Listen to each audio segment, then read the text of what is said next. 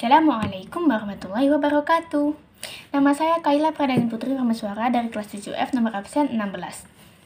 Di sini saya akan menjelaskan sejarah masuk dan berkembangnya agama Islam di Indonesia. Saat ini, Islam merupakan agama yang dianut oleh sebagian besar masyarakat Indonesia.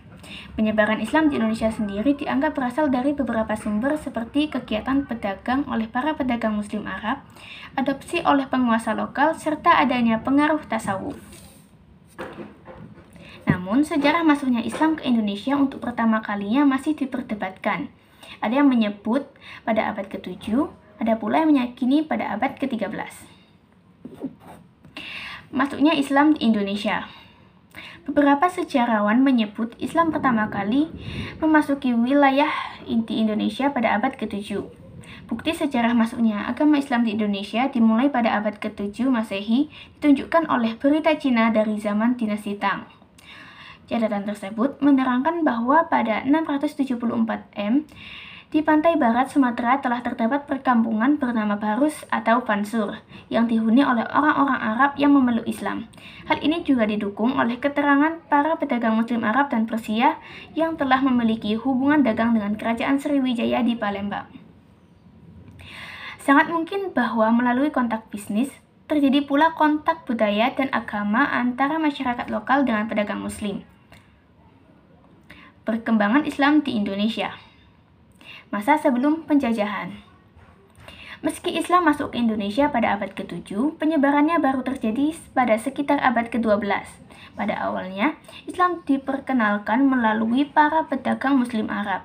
Setelah itu, lewat aktivitas dakwah yang dilakukan para ulama.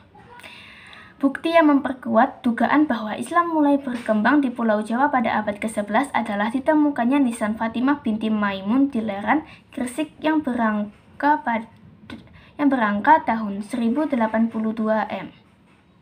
Selain itu, terdapat jirat atau batu nisan khas Gujarat di nisan makam Maulana Malik Ibrahim di Gresik.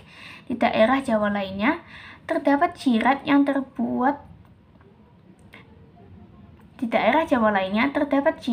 dibuat pada masa kerajaan Majapahit, yaitu di Troloyo dan Trowulan.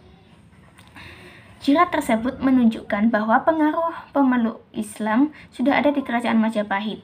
Seiring berjalannya waktu, politik Islam juga mulai bertumbuh pada abad ke-13 di pantai utara Sumatera. Dari catatan Marco Polo yang singgah di Perlak ketika dalam perjalanan pulang dari Cina menuju Persia pada 1232, dilaporkan bahwa setidaknya ada satu kota Muslim di Indonesia.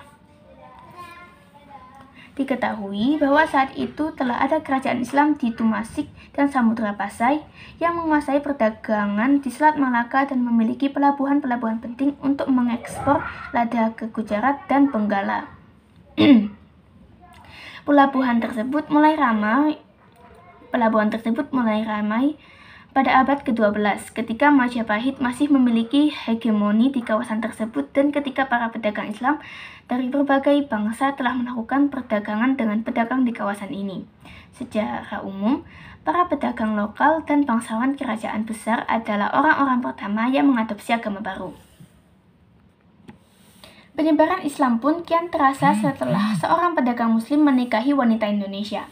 Setelah itu, pada abad ke-15, pedagang Muslim dari Arab, India, Sumatera, Semenanjung Melayu, dan Cina mulai mendominasi perdagangan di Indonesia, yang saat itu dikuasai oleh para pedagang Majapahit Jawa. Dinasti Ming Cina melakukan pelayaran yang bertujuan untuk menciptakan pemukiman Muslim Cina di Palembang. Ming pun secara aktif mendirikan komunitas Muslim Tionghoa Melayu di pesisir utara di Jawa. Pada 1430, dinasti Ming berhasil membentuk komunitas Muslim Cina, Arab, dan Melayu di Semarang, Demak, Tuban, dan Ampel. Dengan demikian, Islam pun mulai benar-benar berpijak di Jawa, di mana penyebarannya juga tidak dapat dipisahkan dari peran Wali Songo. Masa penjajahan. Pada abad ke-17, Belanda mulai menjajah Indonesia karena tertarik akan kekayaan rempah-rempah di sana. Kedatangan Belanda di Indonesia ini mengakibatkan terjadinya monopoli pelabuhan pusat perdagangan. Di sisi lain, kondisi ini justru membantu proses penyebaran Islam, karena para pedagang Muslim Indonesia pindah ke pelabuhan kecil dan terpencil. Masih di periode yang sama, transportasi bertenaga uap mulai diperkenalkan, sehingga hubungan antara Indonesia dengan negara Islam lain seperti Timur Tengah kian meningkat. Di Mekah, jumlah peziarah tumbuh secara signifikan. Kemudian pertukaran ulama dan mahasiswa juga mengalami peningkatan. Sekitar 200 mahasiswa Asia Tenggara, mayoritas dari Indonesia, belajar di Kairo pada pertengahan abad 1920-an. Selain itu, sekitar 2.000 warga Arab Saudi juga merupakan keturunan Indonesia. Bersamaan dengan itu, sejumlah pemikiran dan gerakan keagamaan Islam mulai bertumbuh di Indonesia. Salah satu organisasi massa beraliran Islam pertama adalah Sarekat Islam yang didirikan oleh Haji Sumanhudi di Surakarta pada 16 Oktober 1905. Sarekat Islam berperan sebagai organisasi nasionalis pertama yang melalui kolonialisme. Lewat organisasi ini, Islam berusaha diperjuangkan agar menjadi identitas bersama di antara komposisi etnis dan budaya yang beragam di Indonesia.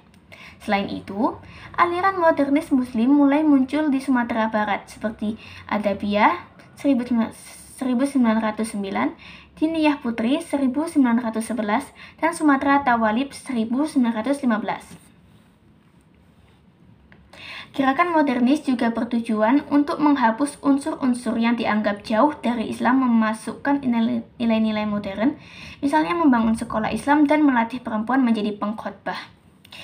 Pada 1920-an, anak-anak di Pulau Jawa juga mulai belajar Al-Quran. Segera setelah itu dibentuk Nahdlatul Ulama pada 1926 oleh Hasyim Asy'ari. Sejak saat itu, berbagai organisasi Muslim mulai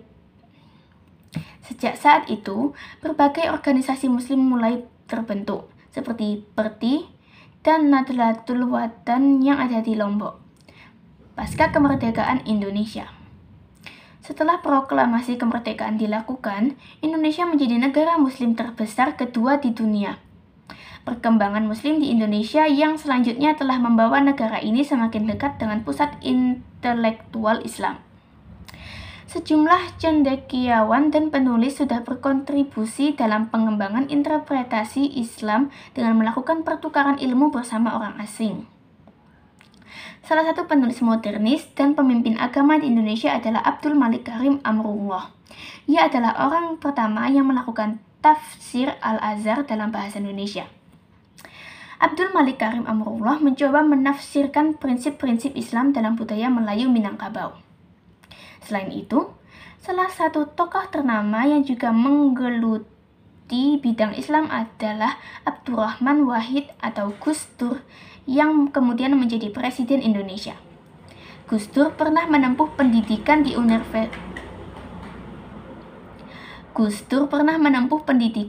Universitas Baghdad dan menjadi tokoh sentral aliran Islam liberal Indonesia. Ketika Islam semakin terbesar luas, muncul kontroversi mengenai perannya, khususnya dalam bidang politik. Kendati demikian, terdapat sejumlah partai politik